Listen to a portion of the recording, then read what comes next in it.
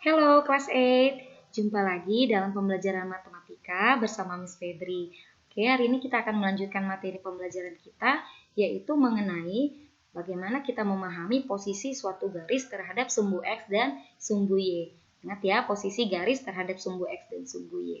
Oke, jadi hari ini kita akan lihat dulu ya, Miss berikan 3 buah garis, yaitu garis L, M, dan N. Kita akan melihat bagaimana posisi ketiga garis tersebut terhadap sumbu X dan sumbu Y. Oke, pada gambar yang bagian A, kalau kita lihat di sini ada 4 garis L, ya, garis L. Nah, kalau kita lihat di sini garis L pertama dulu terhadap sumbu X. Nah, dia terhadap sumbu X bentuknya sama ya, yaitu posisinya mendatar atau horizontal. Nah, kalau kita lihat lagi secara sudutnya, kalau kita dekatkan mereka akan berimpit, ya, di mana sudutnya kalau kita buat lagi ini berarti berapa sudutnya? 0 derajat ya ketika mereka berimpit. Nah, sehingga kalau kita lihat di sini hubungan terhadap sumbu X posisinya dia sejajar ya. Sedangkan pada sumbu Y kalau dilihat untuk L1, L2, L3 dan L4 pertama dia memotong kan ya, dipotongnya sumbu Y. Kemudian yang kedua adalah tegak lurus. Pengertian tegak lurus adalah sudutnya 90 derajat. Jadi kalau kamu nanti menggunakan busur, ini tegak lurus nih, 90 derajat, siku-siku. Ya, jadi dia hubungannya atau posisinya garis L terhadap sumbu X adalah sejajar, terhadap sumbu Y adalah tegak lurus. Oke ya. Kemudian, nah ini dia kebalikannya ya. Untuk si M, garis M itu dia terhadap sumbu Y yang sama, yang sejajar. Sedangkan untuk sumbu X dia gimana? Tegak lurus. Oke ya. Sedangkan untuk yang gambar yang ketiga, gambar C. Nah, ini gimana nih si garis N?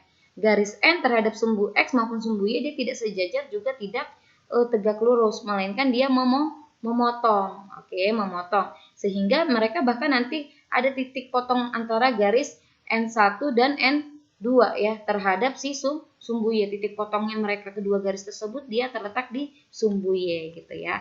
Jadi tadi kita bisa tuliskan dari ketiga garis tersebut ya, kita lihat di situ hubungannya adalah mereka sejajar, tegak lurus dan memotong. Nah, ini dia ya yang tadi sudah Miss sampaikan secara lisan. Oke, coba kita lihat contoh-contoh yang lainnya. Oke, yang pertama, gambarlah garis L yang melalui titik A 3,5 yang tidak sejajar dengan sumbu X dan tidak sejajar dengan sumbu Y. Nah, kalau kita lihat, kan sumbu X itu kan bentuknya horizontal, mendatar. Kalau sumbu Y kan tegak. Ya sudah, kalau nggak mau sejajar untuk kedua sumbu, berarti gambarnya harus miring, ya kan? Nah, udah bisa seperti ini. Banyak sih versinya ya, nak. Boleh juga dia, ini kan berarti dia memotongnya sumbu Y positif, X-nya juga positif. Bisa juga dia memotongnya nanti di sini ya, sumbu X-nya negatif, Y-nya negatif. Pokoknya dia miring, tidak lurus, tidak tegak maupun tidak mendatar. Oke, banyak ya. Jadi di sini berarti karena yang diminta adalah titiknya titik A, maka kita buat dulu titik A itu min 3, 3, min 5 di sini ya. Nih 3, min 5. Ya sudah, kemudian kita buat garis yang menghubungkan atau yang memotong terhadap X dan Y. Nah, ini dia ya.